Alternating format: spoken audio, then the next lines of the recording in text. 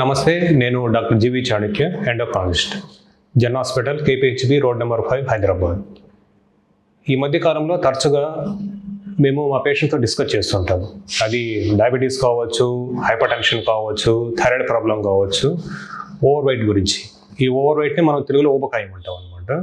Sir, మేము ఈ మధ్య వెయిట్ ఎక్కువైపోతున్నాము, ఏం చేయాలి అనేది మొదటి ప్రశ్న వాళ్ళకి. అది స్త్రీలలో కావచ్చు, పురుషుల్లో కావచ్చు, ఎదిగ వయసు ఉన్న పిల్లల్లో కావచ్చు. ఈ ఊబకాయం అనేది ఈ మధ్యకాలంలో జనాభాలో 10-20% వరకు పెరిగిపోయింది. దీనికి ముఖ్యమైన కారణము మన ఎక్కువ శాతము అంటే మనకి ఉన్న టైంలో కూర్చోవడము, తినడం తప్పించి శారీరక వ్యాయామం అనేది లేకుండా పోయింది. అంటే ఎక్సర్సైజ్ అనేది లేకుండా పోయింది. దానికి తోడు స్క్రీన్ టైం అంటే అది మొబైల్ ఫోన్ కావచ్చు, టీవీలు కావచ్చు, ల్యాప్టాప్ కావచ్చు, వీటిని ఎక్కువ సేపు చూడడము అలవాటు అయిపోయింది అనమాట. అంటే మనకు సంబంధించిన టైంలో మనం ఎక్కువ టైము మన విలాసాలకి, మన ఆనందానికి కేటాయించి తప్పిస్తే మన శరీరం గురించి మనం ఆలోచించడం లేదు. అందువల్లే 20 ఏళ్ళు వచ్చేటప్పటికి స్కూల్ పిల్లల్లో కొంతమందికి షుగర్ రావడము, కొంతమంది థైరాయిడ్ ప్రాబ్లం రావడము, అలాగే 30 ఏళ్ళు వచ్చేటప్పటికి ఎస్పెషల్లీ ఈ సిట్టింగ్ జాబ్స్ అంటే డెస్క్ జాబ్స్ ఉండే వాళ్ళల్లో షుగరు, బీపీ సంభవించడం ఇవి చూస్తుంటాము. అలాగే స్త్రీలలో ఋతుక్రమాలు సరిగ్గా లేకుండా ఉండడము, దీన్ని పీసీఓఎస్ అంటాం అనమాట. ఫ్యూచర్లో ఇది ఇన్ఫర్టిలిటీ అంటే సంతానలేమి కూడా దారితీస్తుంది. సో ఇటువంటి రకరకాల పరిణామాలు సంభవిస్తాయి. ఇంకా మిగతా గురించి మీకు తెలిసిందే. ఈ షుగరు, బీపీ అనేటివి దీర్ఘకాలికంగా ఎంత తీవ్రమైన విపరిణామాలు జరుగుతాయో, అంటే విపరీతమైన పరిణామాలు అంటే అది హార్ట్ అటాక్ కావచ్చు, బ్రెయిన్కి సంబంధించిన స్ట్రోక్ కావచ్చు, కిడ్నీ ఫెయిల్యూర్ కావచ్చు, ఇతరత్ర సమస్యలు ఎన్నో సంభవిస్తుంటాయి. కొంతమంది కాళ్ళలో పుండ్లు కూడా ఏర్పడుతుంటాయి.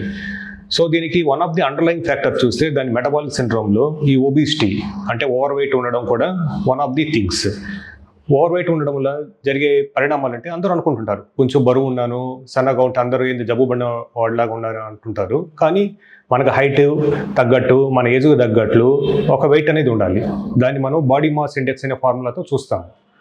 మామూలుగా మన ఇండియాలో ఒక సగటు పురుషుడు 65 కేజీల వరకు ఉండొచ్చు, స్త్రీ 55 కేజీల వరకు ఉండొచ్చు.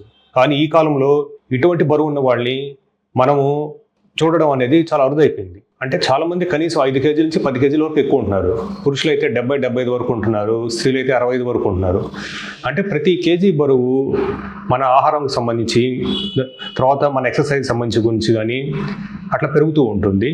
అలాగే ప్రతి కేజీ బరువు మన ఆరోగ్యాన్ని దెబ్బతీస్తూ ఉంటుంది. ఉదాహరణకి మీకే ఒక కేజీ కూరగాయలు ఇచ్చి మార్కెట్ నుంచి నడుచుకుంటూ ఇంటికి వెళ్ళమని అనుకోండి, కొంత దూరం వెళ్ళి దాన్ని పక్కన పడేస్తారు. అది 5 కేజీలు అయితే అసలు తీసుకువెళ్ళలేరు, ఏదో ఆటోనో లేకపోతే రిక్షానో మాట్లాడుకొని వెళ్తారు. కానీ మన శరీరము ఆ 5 కేజీలని ప్రతి క్షణం మోస్తూ ఉన్నందువల్ల రకరకాల దుష్పరిమాణాలు జరుగుతాయి. అదే ఇంతకుముందు మనం చెప్పుకున్నట్లు నాట్ ఓన్లీ డయాబెటీస్, థైరాయిడ్ కావచ్చు, బీపీ కావచ్చు, మోకాళ్ళ అరుగుదల. అంటే చాలామందికి 40-45 ఏళ్ళు వచ్చేటప్పటికి మోకాళ్ళ నొప్పులు స్టార్ట్ కావడము, 65 ఏళ్ళు వచ్చేటప్పుడు మోకాళ్ళ నొప్పులు అని చెప్తూ కుర్చీలో కూర్చోవడము, దానివల్ల ఇంకా బరువు పెరిగి చివరికి వాళ్ళకి రకరకాల పరిణామాలు జరగడము మనం చూస్తుంటాము. సో ఇది క్లుప్తంగా నేను చెప్పే ఒక ఒబిసిటీ గురించి జరుగుతున్న దుష్పరిణామాలు. ఇప్పుడు మన దగ్గరకు వచ్చిన పేషెంట్స్లో బరువు ఎలా కోల్పోవాలని అడుగుతుంటారు. అంటే బరువు ఎలా తగ్గించుకోవాలనేది అది ఎంత ఈజీ ప్రశ్న, తగ్గడం అనేది అంత కష్టం. ఎందుకంటే ఫ్యాట్ ఒకసారి రావడం అనేది చాలా ఈజీగా వచ్చేస్తుంది, తగ్గడం అనేది చాలా కష్టం. ఎందుకంటే 9 క్యాలరీలు ఇది ఎనర్జీ వచ్చి 1 గ్రామ్ ఫ్యాట్లో ఉంటుంది. అదే మామూలు మనం తినే కార్బోహైడ్రేట్లు కానీ ప్రోటీన్లు కానీ 4 క్యాలరీస్ ఉంటుంది. అంటే ఆల్మోస్ట్ డబుల్ ఉంటుంది అనమాట ఫ్యాట్. సో దీనికి మనం చేయాల్సింది 2 మార్గాలు. ఒకటి వచ్చి రోజు వ్యాయామం చేయడము.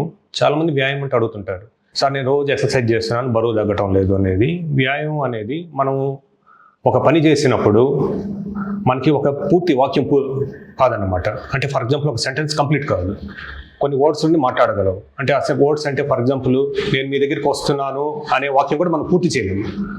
నేను మీ దగ్గరికి రాగలను అని కొంచెం ఆగి మాట్లాడడం అనేది మన శారీరక దాని గురించి మనం పడిన కష్టం గురించి తీవ్రత తెలుస్తుంది అనమాట. ఉదాహరణకి మనం దాదాపు ఒక అరగంట సేపు పరిగెత్తిన తర్వాత మనం ఎప్పుడు ఎదుటి మనిషితో పూర్తి వాక్యం మాట్లాడలేము. అలా మాట్లాడగలుగుతున్నాము అంటే మనం సరిగ్గా ఎక్సర్సైజ్ చేయను అనమాట. సో దీని గురించి నేను చెప్పేది ఏమిటంటే, ఎక్సర్సైజ్ అనేది అది ట్రెడ్మిల్ కావచ్చు, వెయిట్ లిఫ్టింగ్ కావచ్చు, జిమ్కి వెళ్ళడం కావచ్చు, లేదా ఇంట్లోనే క్యాలిస్థెనిక్స్ అంటే మన బరువు మీద డిపెండ్ అయ్యి మనం ఎక్సర్సైజ్ చేయడము, ఇటువంటివి రకరకాల వ్యాయామాలు ఉంటాయి. ఇవి వైద్యుడి పర్యవేక్షణలో, దానికి సంబంధించిన నిపుణుల పర్యవేక్షణలో చేయడం అనేది మంచిది. కొంతమంది మధుమేహ వ్యాధిగ్రస్తులు కానీ బీపీ ఎక్కువ ఉన్నవాళ్ళు కానీ అడుగుతుంటారు, ఇటువంటి టైంలో మనం ఎక్సర్సైజ్ చేయొచ్చు అనేది. ఎప్పటివరకైతే మనం షుగర్ కంట్రోల్ చేయమో, ఎప్పటివరకైతే బీపీ కంట్రోల్ చేయమో, అప్పటి వరకు మనం ఎక్సర్సైజ్ అనేది కొన్ని రోజుల పాటు పోస్ట్పోన్ చేయడం మంచిది. అవి కంట్రోల్ వచ్చిన తర్వాత తిరిగి వ్యాయామం మొదలు పెట్టడం అనేది ఒక ఉదాత్తమైన పద్ధతి అన్నమాట. సో ఇప్పటివరకు మనం డిస్కస్ చేస్తుండేది కాంప్రహెన్సివ్ లైఫ్ స్టైల్ మోడిఫికేషన్ అంటారు. కాంప్రహెన్సివ్ అనగా అంటే హోలిస్టిక్ మనం చూస్తున్నాం అనమాట. హోలిస్టిక్ అంటే ఇంతకుముందు నేను చెప్పినట్లు డైలీ ఎక్సర్సైజ్, రోజులో కనీసం అరగంట మనకు మనం టైం కేటాయించుకోవడం. ఈ టైం కేటాయించుకుని మనం చేస్తున్నాము, ఏదో దాన్ని డ్యూటీగా చాలా కష్టంగా చేస్తూ ఉంటే అది ఎక్కువ రోజు మనం కొనసాగించలేము. సో ఎక్సర్సైజ్ వల్ల మనకు బెనిఫిట్ అవుతుంది కానీ అదేదో ప్రపంచానికి బెనిఫిట్ అవుతుంటే కొంతమంది ఫీల్ అవుతుంటారు. ఎక్సర్సైజ్ చేసిన వల్ల నేను చెప్పేది మా పేషెంట్కి ఏమిటంటే దానివల్ల మీకు బెనిఫిట్ కలుగుతుంది, అది మీరు గ్రహించుకొని చేయాలి. ఎలాగైతే మీరు మీ పిల్లల గురించి, మీ ఫ్యూచర్ గురించి ఆస్తుల్లోనో లేకపోతే రియల్ ఎస్టేట్ ఇన్వెస్ట్ చేస్తారో, మీ హెల్త్ గురించి మీరు ఇన్వెస్ట్ చేసుకోవాలి. హెల్త్ గురించి ఇన్వెస్ట్ చేసుకోవాలంటే సింపుల్, అరగంట మీ గురించి మీరు ఆలోచించడం. అది ప్రశాంతంగా ఉండడం కావచ్చు, ఎక్సర్సైజ్ చేయడం కావచ్చు, ఫ్యామిలీతో టైం స్పెండ్ చేయడం కావచ్చు, లేదా వెకేషన్స్ వెళ్ళడం కావచ్చు, లేదా వర్క్ని ఎంజాయ్ చేస్తూ చేయడం, ఇటువంటివి అన్నమాట. సో దీంట్లో మనం డైట్ గురించి కూడా మాట్లాడుకుందాం. సో డైట్ అనేది చాలామంది అడుగుతూ ఉంటారు, సార్ డైట్ అంటే మనం ఏం చేయాలి, ప్రతి 3-4 గంటలకు తినాలా, లేదు 6-7 గంటలకు తింటే సరిపోతుందా అంటే there is no uniform scale. అందరికీ ఒకటే ఉండదు అనమాట. వాళ్ళ లైఫ్ స్టైల్ తగ్గట్టు, వాళ్ళు తినే ఆహారం దాని గురించి, వాళ్ళ ఇష్టాల గురించి అట్లా ఇండివిజువలైజ్డ్ డైట్ ప్లాన్ ఇస్తాం అనమాట. ఫర్ ఎగ్జాంపుల్ కొంతమందికి ఉదయాన్నే టిఫిన్ చేయడం ఇష్టం, కొంతమంది 10-11 నిద్రలేవారు, వాళ్ళు వచ్చి నేను నేరుగా ఒకటేసారి లంచ్ చేస్తూనే ఉంటారు. సో ఇటువంటి వాళ్ళకి అందరికీ కలిపి ఒకటే డైట్ ప్యాటర్న్ చెప్పడం అనేది కరెక్ట్ కాదనమాట. సో ఏ టైంలో ఏది సూట్ అవుతుంది మనం చెప్పాలి. అలాగే వాళ్ళ గురించి మనం ఆలోచించాలి ఒక డాక్టర్గా. వీళ్ళు అందరిలాగా ఉదయాన్నే 6-7కు లేకుండా 10-11 ఎందుకు లేస్తున్నారు, వాళ్ళు ఏమన్నా లేట్ నైట్ మేలుకుంటున్నారా, ఈ లేట్ నైట్ మేలుకోవడానికి కారణాలు ఏమిటి అంటే సహేతుమైన కారణాలా, లేకపోతే కొన్ని నెగిటివ్ ఎమోషన్స్ వల్ల జరిగే కారణాలా. ఉదాహరణకి వాళ్ళు వర్క్లో ఉన్నారు, ఆ రోజు చాలా ఎక్కువ వర్క్ పడింది, దానివల్ల లేటుగా నిద్రపోయారు, లేటుగా నిద్రలేసారంటే అది ఓకే, జస్టిఫైడ్. అలా కాకుండా మొబైల్ని మాటికి చూస్తూ రాత్రి 2-3 గంటల వరకు మేలుకొని టీవీలు చూస్తూ 2-3 గంటలకు పడుకుంటే వాళ్ళు ఆటోమేటిక్గా నిద్రలేసేటప్పటికి 9-10 అయిపోతుంది. కానీ ఆ టైంలో మనకి బాడీలో వచ్చే హార్మోన్స్ దెబ్బతింటాయి అనమాట. అంటే ఉదయం 6 గంటలకు రావాల్సిన హార్మోన్ కన్ఫ్యూజ్ అయ్యి 9 గంటలకు వచ్చింది అనుకోండి, దానివల్ల ఏమవుతుందంటే మన బాడీలో పనిచేయాల్సిన ఇన్సులిన్ సరిగ్గా పనిచేయదు. సో పని చేయనందువల్ల ఏమవుతుంది అంటే నెమ్మదిగా షుగర్ లెవెల్స్ రైజ్ కావడం స్టార్ట్ అవుతుంది. అలాగే బీపీకి సంబంధించిన హార్మోన్స్, అది ఎపినెఫ్రిన్ కావచ్చు, నారెపినెఫ్రిన్ కావచ్చు, అవి కూడా కన్ఫ్యూజ్ అవుతుంటాయి అనమాట. సో దీనివల్ల ఏమవుతుంది అంటే దీర్ఘకాలికంగా మన బాడీలో రావాల్సిన హార్మోన్స్ ఒక టైంలో రాకుండా ఇంకో టైంలో వస్తూ ఉంటాయి. ఇది మొదటి యుక్త వయసులో సరిపోతుంది. చాలామంది 20-30 ఏళ్ల వరకు మధ్య వాళ్ళకి ఇదంతా ఏం పెద్ద తెలియదు అనమాట. 30 ఏళ్ళు దాటిన తర్వాత స్లోగా బాడీలో తేడా కనపడుతూ ఉంటుంది. ఏమిటి ఇంత ముందులాగా నేను ఉండలేకపోతున్నాను, నిస్సత్తుగా ఉన్నాను అని తెలుస్తూ ఉంటుంది. అదే టైంలో వాళ్ళ గురించి పట్టించుకొని వైద్య నిపుణుల పర్యవేక్షణలో సరైన సూచనలు పాటించి లైఫ్ స్టైల్ మార్చుకుంటే సరిపోతుంది అనమాట. అలాగే చాలామంది బిహేవియర్ మోడిఫికేషన్ గురించి డిస్కస్ చేస్తుంటారు. సో బిహేవియర్ మోడిఫికేషన్ అనేది చాలా ఈజీ చెప్పడం, కానీ పాటించడం చాలా కష్టం. ఉదాహరణకి మన మోడర్న్ లైఫ్ స్టైల్, ఎస్పెషల్లీ సిటీస్లో ఏం చూస్తూ ఉంటే ప్రతి 2-3 షాపుల్లో ఏదో ఒకటి తినేది ఉంటుంది. అది టిఫిన్ సెంటర్ కావచ్చు, లేదు ఓన్లీ లంచ్ సప్లై చేసే ఇది కావచ్చు. ఉదాహరణకి కొన్ని టిఫిన్ సెంటర్స్ ఉంటాయి, చాలా బాగుంటుంది, పోదాం అంటారనమాట ఫ్రెండ్స్ అందరూ కలిసి. కానీ నిజంగా ఆ టైంలో వాళ్ళకి ఆకలి కాకపోవచ్చు, కానీ అక్కడికి వెళ్ళేది వాళ్ళు ఫ్రెండ్స్తో ఎంజాయ్ చేయడానికి టేస్ట్ కోసం వెళ్తారు. సో ఈ టేస్ట్ కోసం తినడము, ఎంజాయ్మెంట్ కోసం తినడం అనే దాన్ని మనం హెడోనిస్టిక్ ఈటింగ్ అంటాం సైంటిఫిక్ టెర్మినాలజీలో. అంటే హెడోనిస్టిక్ ఈటింగ్ అంటే మనకు అవసరం ఉన్నా లేకపోయినా ప్రెషర్ కోసం తినడం అనేది హెడోనిస్టిక్ ఈటింగ్ అంటాము. కానీ ఏది తినో లోపలికి వెళ్ళి అది ఎనర్జీగా కన్వర్ట్ అవుతుంది. ఈ ఎనర్జీ ఎప్పుడైతే స్పెండ్ కాదో, అంటే ఖర్చు కాదో, అప్పుడు ఎనర్జీ లోపల చేరుకొని అది ఫ్యాట్గా మారుతూ ఉంటుంది అనమాట. అలాగే ఈ సిటీస్లో రకరకాల ఫ్లేవర్స్, రకరకాల రెస్టారెంట్స్ ఉంటాయి. అది పిజ్జా కావచ్చు, లేదు ఇంకోటి పల్లి చట్నీ సప్లై చేసేది కావచ్చు, లేదు 10 రకాల టిఫిన్స్ పెట్టే ఒక హోటల్ కావచ్చు. సో ఇవి రకరకాల స్టిమ్యులస్ కలిగి మనకి ఆ టైంలో వద్దనుకున్నా కూడా వెళ్ళి చూద్దాము, తిందాము అనే అనవసర ఆలోచనలు కలుగుతుంటాయి. ఇదే యాక్చువల్గా marketing business by our hotel segment. కానీ ఇలా తినడం వల్ల దీర్ఘకాలికంగా జరిగే పరిణామాలు, ఎస్పెషల్లీ యుక్త వయసులో ఉన్నవాళ్ళు, అంటే 20-30 ఏళ్ళు ఉన్నవాళ్ళు ఆలోచించారు. 40 ఏళ్ళకి తమ బాడీ ఏమవుతుంది అనే దాని గురించి వాళ్ళకి ఆ వయసులో సరైన ఆలోచన ఉండదు అనమాట. సో ఆ టైంలో మనం ఏం చేయాలి, ఇటువంటి ఆలోచన విన్నప్పుడు అంటే దాని బదులు వాటర్ తాగడము, ఫ్రూట్స్ తినడము, అంటే సీజనల్ ఫ్రూట్స్. ఈ కాలంలో చాలామందికి ఫ్రూట్స్ తినే అలవాటే చాలా వరకు తగ్గిపోయింది. ఎందుకంటే దానివల్ల వాళ్ళకి ఏం ఇన్సెంటివ్స్ కనబడు, దానివల్ల పెద్ద ప్రెషర్ కూడా అనిపించదు. కానీ లాంగ్ టర్మ్లో సీజనల్ ఫ్రూట్స్ తినడం వల్ల చాలా బెనిఫిట్స్ ఉంటుంది. Not only for hour chronic diseases but also for GI tracts అంటే కాన్స్టిపేషన్ కానీ ఇంకా ఇతరత్ర కడుపులో గ్యాస్ ఫార్మేషన్ ఇటువంటి వాటికి కూడా పీచు పదార్థాలు అనేటివి ఒక రకంగా ఉపయోగపడతాయి అన్నమాట. అంటే అవి రాకుండా ఉంటాయి. తర్వాత ఈ ఉబకాయం గురించి అంటే ఒబిసిటీ గురించి కొంతమంది మందుల గురించి డిస్కస్ చేస్తూ ఉంటారు. మందులు ఎంతవరకు ఉపయోగపడతాయంటే మందులు ప్రతి ఒక్కరికి మేము ప్రిస్క్రైబ్ చేయము. ఎందుకంటే ఈ మందుల్లో 2 రకాలు ఉంటాయి. ఒకటి టాబ్లెట్స్ ద్వారా, రెండవది వచ్చి ఇంజెక్టబుల్స్. దీర్ఘకాలికంగా మన మార్కెట్లో నిలబడింది ఓర్లిస్టాట్ అనే ఒక టాబ్లెట్ మటుకే, కానీ దీని ఎఫెక్ట్ చాలా తక్కువ ఉంటుంది. ఉదాహరణకి ఒక 100 కేజీలు పర్సన్ వచ్చాడు అనుకోండి, ఈ టాబ్లెట్లు మ్యాక్సిమం ఒక 5 కేజీలు తగ్గగలరండి. అది కూడా ఒక 6 నెలల కాలంలో. అయితే ఈ టాబ్లెట్ వల్ల కొన్ని సైడ్ ఎఫెక్ట్స్ ఉంటాయి. అంటే కడుపులో ఒక విధంగా వికారంగా ఉండడము, లూజ్ మోషన్స్ మాటిమాటికి కావడం, అంటే ఆయిలీగా ఉండడం ఇటువంటి జరుగుతూ ఉంటుంది. సో ఇవన్నీ తట్టుకోగలిగితేనే ఆ టాబ్లెట్స్ పనిచేస్తాయి. కేవలం టాబ్లెట్స్ మీద డిపెండ్ అయ్యి బరువు తగ్గుతాము అనుకోవడం ఒక అపోహ మాట. అట్లాగే ఈ మధ్య ఇంకొక టాబ్లెట్ వచ్చింది, అది యాక్చువల్గా డయాబెటీస్కి అప్రూవ్ అయింది అనమాట. అది 3 mg, 7 mg, 14 mg డోస్లో వచ్చింది. కానీ దానివల్ల చాలామంది కడుపులు వికారంగా ఉండడము, వాంతులు కావడము. తర్వాత ఇంకొకటి నేను చెప్పదలుచుకుంది అంటే ఇవి ఎక్స్పెన్సివ్ మెడికేషన్స్.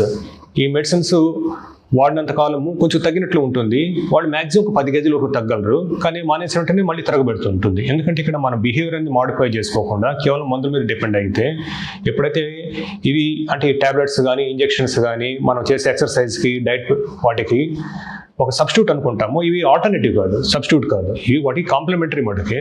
సో ఎప్పుడైతే మనము వాటి ప్లేస్లో ఇవి చేస్తుంటామో, అసలు వదిలేసి మిగతావి చేస్తుంటాము, అంటే కేవలం ఈ టాబ్లెట్స్ వాడడం వల్ల అప్పటి వరకు తాత్కాలికంగా బరువు తగ్గవచ్చు. ఇది జస్ట్ లైక్ కొన్ని మన వెయిట్ రిడక్షన్ సెంటర్స్ లాగా మా దగ్గర రండి, మేము కొన్ని ప్రత్యేకమైన డైట్స్ ద్వారా మీ బరువు తగ్గిస్తామని. అది కీటో డైట్ కావచ్చు, లేదు దాని మెంతులు, తృణమూలాలు ఇటువంటి ఇచ్చి తగ్గిస్తామంటారు. ఇవి ఓన్లీ తాత్కాలికంగా పనిచేస్తాయి. కొంతకాలం వరకు వాళ్ళు బరువు తగ్గుతారు, 5 కేజీల నుంచి 10 కేజీల వరకు తగ్గుతారు. కానీ ఒకసారి వాటి నుంచి బయటకు వచ్చిన తర్వాత తిరిగి మామూలు ఆహారం తీసుకోవడం ద్వారా చాలామంది అంటే 80% వరకు వాళ్ళు తిరిగి బరువు పెరగడము, మళ్ళీ నిరాశ నిస్పృహలకు గురి కావడం జరుగుతూ ఉంటుంది. అక్కడ ఒకటి వెయిట్ రిడక్షన్ సెంటర్లో లక్షలు ఖర్చు పెట్టుకోవడం తప్పిస్తే తమ మీద తాము నమ్మకం కల్పించుకొని తన స్వయం శక్తితో బరువు తగ్గడం అనేది చాలా మంచిదని నా అభిప్రాయం. సో మన మందులకి వస్తే ఇప్పుడు 2 రకాల టాబ్లెట్స్ గురించి చెప్పాను. అలాగే కొన్ని ఇంజెక్షన్స్ ఉన్నాయి. అది డైలీ వేసుకునే ఇంజెక్షన్స్, వీక్లీ వేసుకునే ఇంజెక్షన్స్. ఇండియాలో కేవలం డైలీగా వేసుకునే ఇంజెక్షన్స్ అవైలబిలిటీ ఉన్నాయి. దానివల్ల కొంతమంది బరువు 20 కేజీల వరకు తగ్గొచ్చు. కానీ ఇంతకుముందు చెప్పినట్లు దానివల్ల సైడ్ ఎఫెక్ట్స్ ఉంటాయి, రకరకాలుగా సైడ్ ఎఫెక్ట్స్. అంటే వాంతులు కానీ, కొన్నిసార్లు మేదులు కానీ, పూర్తిగా ఆకలి తగ్గిపోవడం కానీ అలా ఉంటుంది. కొంతమంది అవి క్వైట్ ఎక్స్పెన్సివ్ మెడికేషన్స్ అనమాట. ఎందుకంటే దాదాపు ఈ మెడిసిన్స్ అని ఇంపోర్టెడ్. మన ఇండియాలో రీసెర్చ్ అండ్ డెవలప్మెంట్ అనేది పెద్దగా ఉండదు కాబట్టి ఇవన్నీ ఇంపోర్టెడ్ ఇంజెక్షన్స్. సో ఈ ఎక్స్పెన్సివ్ కూడా అవుతుంది అనమాట. ఉదాహరణకు నెలకి ఒక 20,000 కూడా ఖర్చు కావచ్చు. అలాగే ఇంకా చాలా కాస్ట్లీ మెడిసిన్స్ ఫారిన్ కంట్రీస్లో అందుబాటులో ఉన్నాయి, వీక్లీ వన్స్ ఇంజెక్షన్స్. కాకపోతే అవి టూ ఎక్స్పెన్సివ్ వల్ల, వాళ్ళ మార్కెట్ రీసెర్చ్ వల్ల మన ఇండియాలో మన జనాలు అంత పెట్టి కొనలేరని వాళ్ళు ఇప్పటివరకు ఇంట్రడ్యూస్ చేయలేదు. ఇంకా ఫైనల్గా కొన్ని మెథడ్స్ అంటే ఇవి ఎస్పెషల్లీ గ్యాస్ట్రాంట్రాలజీ వాళ్ళు చేస్తుంటారు, మెడికల్ గ్యాస్ట్రాంట్రాలజీ వాళ్ళు చేస్తుంటారు, సర్జికల్ గ్యాస్ట్రాంట్రాలజీ వాళ్ళు చేస్తుంటారు. మెడికల్ గ్యాస్ట్రాంట్రాలజీ వాళ్ళు చేసేవాళ్ళు ఏంటంటే వాటిని మనం డివైజెస్ అంటాం. డివైజెస్ అంటే వాళ్ళు ఎండోస్కోపీ ద్వారా మన కడుపులో పెడతారు. అది బెలూన్ కావచ్చు, లేకపోతే ఒక హైడ్రోజెల్ కావచ్చు. వాటి పని ఏంటంటే మన స్టమక్ కెపాసిటీ అప్రాక్సిమేట్గా 1 to 2 లీటర్స్ ఉంటుంది. సో స్టమక్ కెపాసిటీలో సగం వరకు వాళ్ళు వాటిని ఫిల్ చేస్తారనమాట. అంటే మామూలు మనం తినే ఆహారము కొంచెం తినగానే నిండిపోయినట్టు అనిపిస్తూ ఉంటుంది, ఎందుకంటే లోపల ఆల్రెడీ బెలూన్ ఉంటుంది, లేకపోతే ఒక జెల్ ఉంటుంది, అవి ఉబ్బుతాయి అన్నమాట. సో దానివల్ల వాడు బరువు తగ్గడం అట్లా జరుగుతూ ఉంటుంది. కానీ ఇంతకుముందు చెప్పినట్లు ఇవి కూడా తాత్కాలికం మటుకే. ఎంతకాలం అయితే ఆ బెలూన్ లోపల ఉంటుంది, ఎంతకాలం అయితే హైడ్రోజన్ లోపల ఉంటుందో అంతకాలం వాళ్ళు కొంతవరకు బరువు తగ్గలుగుతారు. ఒక 5 నుంచి 10 కేజీలు, కొంతమంది 15 వరకు కూడా తగ్గొచ్చు. But over period of time ఈ డివైజెస్ వల్ల కలిగే సైడ్ ఎఫెక్ట్స్ కూడా మనం గుర్తుపెట్టుకోవాలి. ఉదాహరణకి ఆ బెలూన్ రప్చర్ కావడము, కొన్నిసార్లు ఆ బెలూన్ బయటకు వచ్చేయడము, కొన్నిసార్లు అక్కడ ఇన్ఫెక్షన్ రావడము, ఆ జెల్ ఎక్కడంటే అక్కడ ఇరుక్కొని వాంతులు కావడం ఇటువంటి జరుగుతూ ఉంటుంది. సో కాబట్టి కేవలము ఇటువంటి డివైజెస్ మెడికల్ గ్యాస్ట్రాంట్రాలజీ వాళ్ళ దగ్గరే అవైలబిలిటీ ఉంటుంది. అలాగే సర్జికల్ గ్యాస్ట్రాంట్రాలజీ వాళ్ళు బెరియాట్రిక్ సర్జరీ అని చేస్తారు. బెరియాట్రిక్ సర్జరీ అంటే మామూలుగా సైన్స్ ప్రకారం BMI more than 35 ఉన్నా, లేదు BMI more than 30, ఈ టెర్మినాలజీ అంతా వదిలేస్తే అది డయాబెటిక్స్ కానీ, బీపీ ఉన్న వాళ్ళు, రకరకాల కోమార్బిడిటీస్ ఉన్న వాళ్ళు మేము చేస్తుంటాము. బయాట్రిక్ సర్జరీ అనేది one of the good scientific interventions అనమాట. అంటే సర్జరీ చేసిన తర్వాత మంచి సర్జన్ దగ్గర చేర్చుకుంటే అది లోకల్ కాంప్లికేషన్స్ కావచ్చు, లాంగ్ టర్మ్ కాంప్లికేషన్స్ కావచ్చు, పెద్దగా ఉండవు. కానీ సర్జరీ చేర్చుకున్న తర్వాత వాళ్ళు ఎంత బరువు తగ్గుతారని చాలామందికి డౌట్ ఉంటుంది. సో ఆ బరువు వాళ్ళు 10 నుంచి 20 కేజీలు, కొంతమంది 30 కేజీలు కూడా తగ్గవచ్చు. సో అది సక్సెస్ఫుల్గా జరుగుతూ ఉంటుంది. కానీ బయాట్రిక్ సర్జరీ అనేది 2 రకాల ప్రొసీజర్స్, రెస్ట్రిక్టివ్ అనేది, తర్వాత మాల్ అబ్జార్ప్షన్ అనేది కొన్నిసార్లు కంబైన్డ్గా చేస్తారనమాట. కాబట్టి దీర్ఘకాలికంగా వాళ్ళు కొన్ని రకాల న్యూట్రియంట్స్ డెఫిషియన్సీ గురవుతారు. అంటే వాళ్ళలో ఐరన్ తగ్గిపోవడము, B12 తగ్గిపోవడం ఇటువంటి జరుగుతూ ఉంటుంది. సో ఇటువంటి మైక్రో న్యూట్రియంట్స్ని వీటిని మనం సప్లిమెంట్ చేస్తూ ఉండాలి. అది దీర్ఘకాలికంగా అంటే ఆల్మోస్ట్ లైఫ్ లాంగ్ ఇస్తూ ఉండాలి. కొన్నిసార్లు వాళ్ళు తిరిగి బరువు పెరుగుతారు. అది 2 ఏళ్ల తర్వాత కావచ్చు, 5 ఏళ్ల తర్వాత కావచ్చు. దాన్ని వెయిట్ రీగెయిన్ అంటారు అనమాట. ఎందుకంటే ఏదైతే సర్జరీ జరిగిందో ఆ పార్ట్ తిరిగి రీఎక్స్పాండ్ కావడము, దాని అబ్జార్ప్టివ్ కెపాసిటీ పెరగడం వల్ల కొన్నిసార్లు బయాట్రిక్ సర్జరీ ఫెయిల్ కావడం జరుగుతూ ఉంటుంది. సో ఇప్పటి వరకు మనం డిస్కస్ చేసినట్లు రకరకాల పరిణామాలు, దానికి మన దగ్గర ఉన్న ప్రత్యామ్నాయాలు, అది మెడికల్ థెరపీ కావచ్చు, సర్జికల్ థెరపీ కావచ్చు, మనము ఒక ఓవర్ వెయిట్ ఆర్ ఒబిసిటీ గురించి మనం డిస్కస్ చేసాము. కానీ ఊబకాయం ఎందుకు వస్తుంది మనం గ్రహించుకుంటే 90% దాని పరిష్కారం మన చేతుల్లోనే ఉంటుంది. ఎప్పుడైతే సమస్య పెద్దది కాకుండా చిన్నప్పుడే మనం దాన్ని పట్టుకోగలమో, అంటే చిన్న దశలో ఉన్నప్పుడే పట్టుకోగలమో, దాన్ని మనం నివారించగలము. అంటే అనవసరమైన తిండి ఎప్పుడంటప్పుడు తినడము, ఇటువంటి సోకాల్డ్ మిడ్ నైట్ బిర్యానీస్ ఇటువంటి అవాయిడ్ చేయడం చాలా మంచిది. ఒకటి తినాలనుకోండి, ఏదో నెలకోసారో, 6 నెలలకోసారో, సంవత్సరానికి ఒకసారో తీసుకుంటే మంచిది. అంతేగాని అదే పనిగా మనము ఎక్కడొక్కడ వాటి టెంప్టేషన్ గురయ్యి, అంటే వాటి రుచికి అలవాటు పడి అనవసరంగా తినడము, ఎక్సర్సైజ్ లేకుండా ఉండడము, అనవసరంగా ఎక్కువ టైం మనము కంప్యూటర్స్తో, మొబైల్స్తో స్పెండ్ చేయడం వల్ల ఇటువంటి పరిణామాలు సంభవిస్తున్నాయి. సో దీన్ని మనం బిహేవియర్ మోడిఫికేషన్ అంటాము. రెండోది వచ్చి డాక్టర్ల పర్యవేక్షణలో మందులు తీసుకోవడం, అది టాబ్లెట్స్ కావచ్చు, ఇంజెక్షన్స్ కావచ్చు, అలాగే గ్యాస్ట్రాంటాలజీ డిపార్ట్మెంట్ ద్వారా జరిగే డివైజెస్ కావచ్చు, సర్జరీస్ కావచ్చు. సరైన వైద్యుడి దగ్గర సరైన వైద్య సలహా తీసుకొని దీర్ఘకాలికంగా మీరందరూ ఆరోగ్యంగా ఉండాలని కోరుకుంటూ మీ డాక్టర్ జీవి చాణక్య.